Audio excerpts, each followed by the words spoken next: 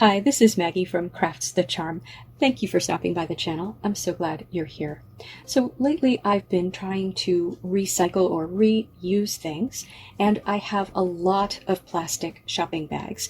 I keep them to use them for trash and other purposes, but I still end up with a surplus of these bags. So I decided I would try to knit with them, and they actually knit pretty well.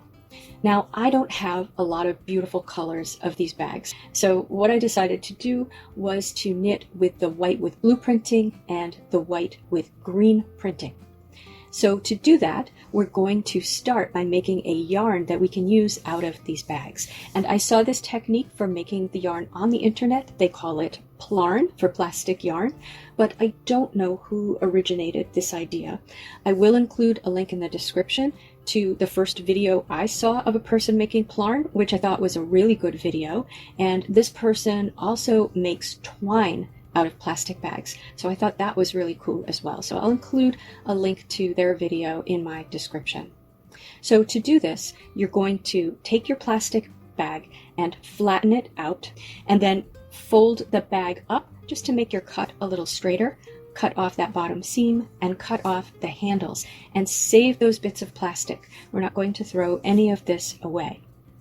But what we're going to use to make the plarn for the knitting is that middle part. So basically now you have a nice, hopefully even tube. And what we're going to do is cut that into 16 thin tubes. So the easiest way to do that is keeping it folded. Now fold it in half and cut it, and then fold each piece in half and cut them. When I'm down to my final pieces to cut, I don't fold them again. I just cut them down the middle. So again, you should get 16 pieces from each bag.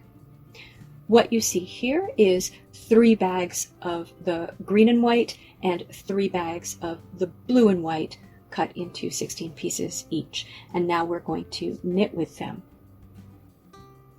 Now to knit, I have 8mm knitting needles here, and I have practiced. I have made swatches out of other bags just to get a feel for what it's like to knit with the plastic, and it's actually pretty easy. What we're going to do is take one of the pieces of the plastic and open it up so we have the full loop. And then I'm alternating. I'm going to do a green and I'm going to attach a blue to that, then I'll attach a green to that and just alternate. And that way I'll get a pretty random pattern when I'm knitting, because the printing on the pieces isn't consistent. So it will come out quite random and I think very pretty. What you're going to do is use a lark's head knot to attach, say, a blue piece to a green piece. So just put the loop under the end of the green piece, and then take the end of the blue piece and put it through the top of the blue piece so that it's around the green piece, and then pull it until it's fairly tight. You've got to be careful. If you pull it too hard, you'll stretch it and break it. So just be careful and gentle when you're pulling that knot tight. Now, I attached these pieces one at a time. If I tried to do more than one at a time, then what happened was the knots weren't completely opposite each other, and I ended up with the 2 pieces being uneven. So this was a little bit of a slow process, because every time I reached close to the end of a piece of plastic, I was attaching another piece of plastic before I could continue knitting. Now I'm going to cast on 45 stitches here. So I make a slip knot, put it over my needle, and I'm using a knit cast on. So just knit a stitch and then put it back on the left needle, knit another stitch, put it back on the left needle, and I did that until I had 45 stitches. And I did have to attach several pieces of plastic to get 45 stitches.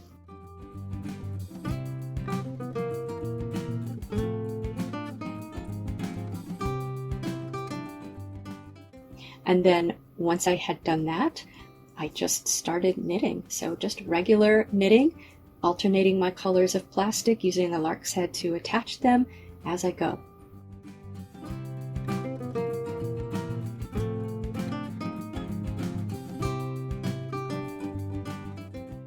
Now, the way that I knit, what I ended up with from those 6 bags, 3 of the green and white and 3 of the blue and white, is about 4.5 inches of knitting, and that's about 14 inches long. So about 14 inches by 4.5. So it's going to take about 18 to 20 bags to get my 14 by 14 inch square.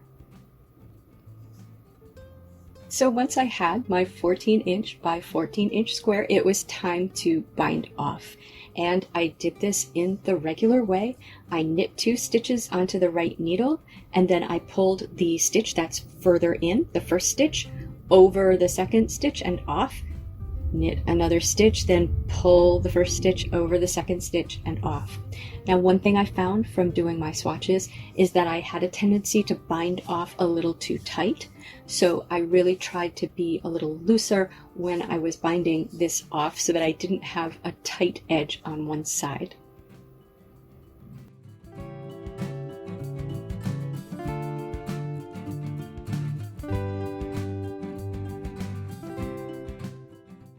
Now for the back of the pillow. You could knit the back of the pillow as well. What I'm going to do is make some laminated fabric out of the plastic bags. So I'm using alcohol here, and what I found is that for these bags that I have, it is much easier for me to remove the printing from the blue printed bags than it is from the green printed bags. I really can't get all of the green off. And all you do is wipe the ink with alcohol, and you should be able to get most of it off. So what I'm going to do is use another 6 bags and get all of the alcohol off, and then trim them in the same way that we trimmed before. Trim off the bottom of the bag and trim off the top of the bag, and then flatten it out. So that gives me 2 layers. I'm going to use 3 bags for one piece of fabric and 3 bags for another piece of fabric, and I'm going to use these 2 pieces of fabric to give me a flap in the back of my pillow. So the way we're going to make fabric out of these is I'm going to iron them. And first I'm just going to iron each piece, or each bag. So there are basically 2 pieces for each bag. Just iron them to flatten them out. And I have my iron on a very low temperature. It is about 250 degrees Fahrenheit. When you iron them, you're going to use parchment paper underneath and on top of the bag so that you're not melting the bag to your iron. It's very important. And you can see my parchment paper has been through a bit here, and in another video, hopefully you'll see what has been going on with my parchment paper. But right now it's completely dry, so don't worry about the colors on the parchment paper. You can just rip it right off the roll and use it like that. So once you've ironed each piece and they're relatively flat, you're going to lay the 6 layers, 3 bags on top of each other, and then iron them until they have melted together. The thing about this is that the plastic does tend to shrink as you're ironing it, so you want to get that temperature right so that it doesn't shrink too much, so that you can get a mostly flat piece of plastic. I haven't mastered a completely flat piece of plastic, but this worked pretty well. The 250 degree iron works pretty well. It is hot enough to melt them together, but not so hot that they just shrivel up completely.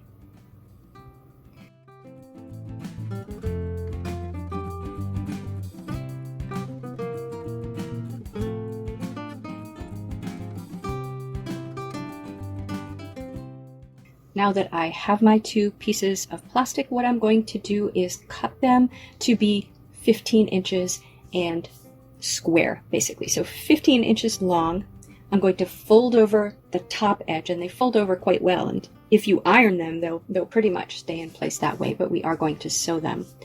But fold over the top, trim off the bottom just to make it straight, and then trim off the sides so that I have a 15-inch piece of plastic. And I'm going to do that for both of these. Then I'm going to sew a hem down the flap that I folded over, and I chose some blue thread to sew that because I thought a contrasting color would be pretty. Now I took those 2 pieces and I put them together with the right side toward me, and then I took my piece of knitted fabric and placed it right side down on top of those. And then I used just sort of binder clips to clip the knit fabric to my 2 pieces, which will make the flap in the back.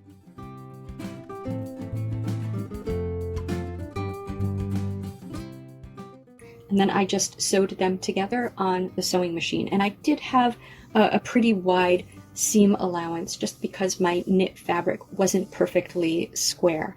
Now you can iron the knit fabric as well, so if you wanted to sort of block it before you sew it, you could do that. You will make it more stiff if you iron it. So I would say not to iron it very much or it will become quite stiff.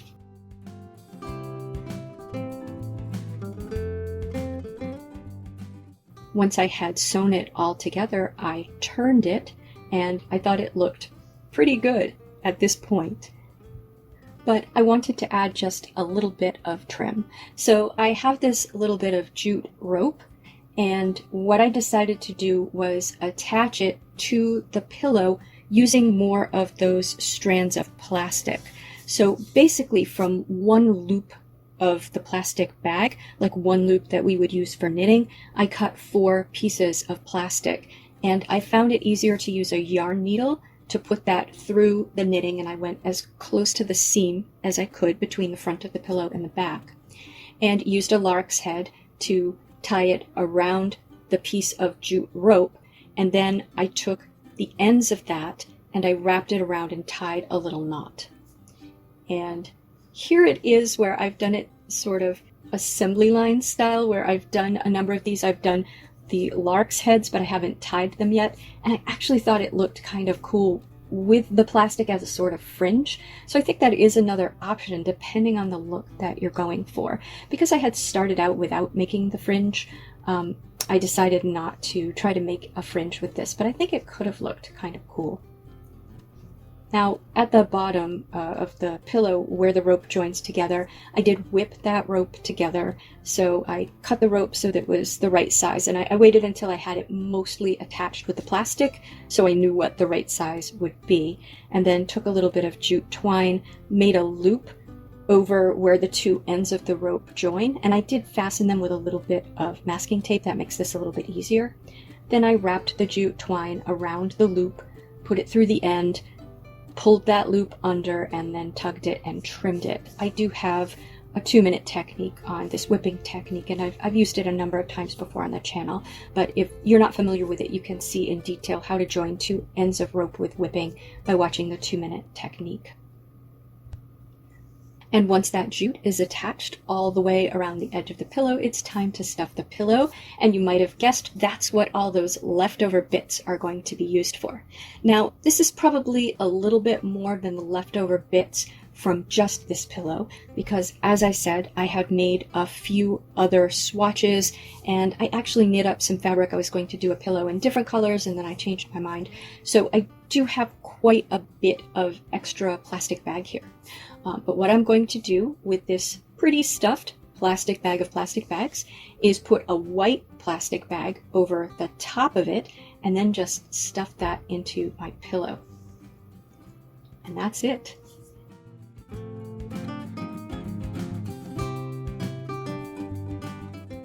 And here it is. I'm really happy with how it came out. I like the colors in the pillow, and I actually think it's a pretty high quality product considering it's made from plastic bags. It's very lightweight, so I wouldn't leave it outside on a very windy day. But the good thing about the plastic is it's not going to get ruined by being rained on. I'd love to know what you think of it, or if you've made anything like this before, please tell me in the comments. If you liked this video, please give it a thumbs up. And if you enjoy this sort of content, please subscribe to Crafts the Charm. Thank you for spending time with me today. Take care.